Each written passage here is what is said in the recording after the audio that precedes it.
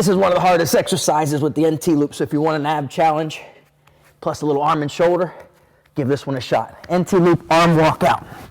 It's advanced, so make sure you're ready for it. This is what it looks like. I'll give you the setup here. Now, check it out.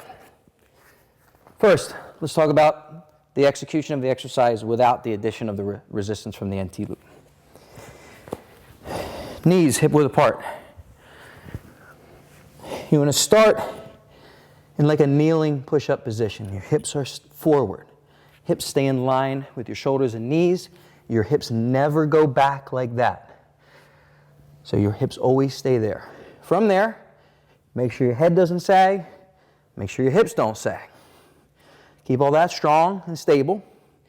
And then you just walk hand over hand as far out as you can be without sagging at your hips, sagging at your head.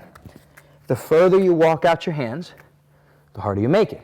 Now, remember what I said about the hips? So watch. When I come back, look, see my hips? They stay right where they're at.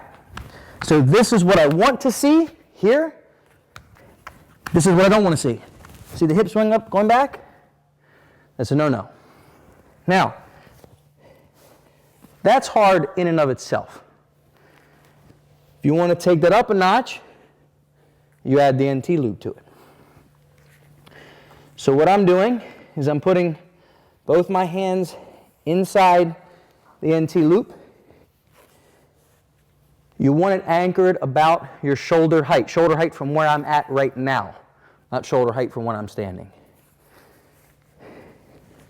Head shoulder height.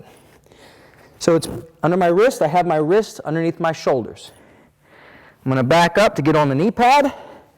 Obviously it helps to have a knee pad, but you don't have to have one. It just makes it more comfortable. You want the anchor dead in the center.